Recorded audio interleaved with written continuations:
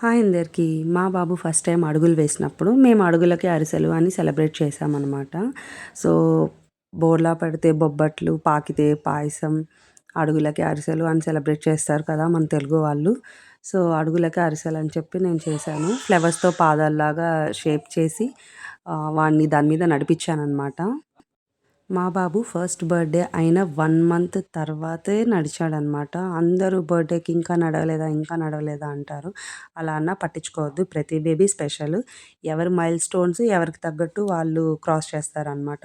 పర్టిక్యులర్‌గా ఒక బేబీ 6 మంత్స్‌లోనే బోర్ల పడింది, పాకాడు, దొర్లాడాడు. మీ బాబు చేయలేదా అని అడుగుతారు. అలాంటివేవి పట్టించుకోవద్దు. ఒక్కొక్క బేబీ ఒక్కొక్కలా ఉంటారు కాబట్టి కొన్ని కొన్ని లేట్ అవ్వచ్చు. లేట్ అయినంత మాత్రాన ఏమీ అవ్వదు. 13 మంత్స్‌కి నడిచాడు. అదేం పెద్ద తప్పేం కాదు కదా! సో, మా బేబీ ఇంకా అది చేయట్లేదు, ఇది చేయట్లేదు అని మనసులో పెట్టుకొని ఎవ్వరూ బాధపడకండి. ప్రతి బేబీ స్పెషలే. అన్నీ వాళ్ళు నిదానంగా అయినా చేస్తారు. దేనికి కంగారు పడకండి. అదే అనమాట నేను చెప్పదలుచుకుంది. మనం పట్టించుకునే కొద్దీ మనకి టెన్షన్స్ ఎక్కువవుతాయి. అంతకుమించి ఏమవుతుంది? చూడండి ఎంత ముద్దు ముద్దుగా నడిచేసాడో. 13 మంత్స్ ఏమైద్ది? 10 మంత్స్‌కి నడిస్తే ఏమవుతుంది? 13 మంత్స్‌కి నడిస్తే ఏమవుతుంది? మొత్తానికి నడిచారా లేదా అనేది చూసుకోవాలి.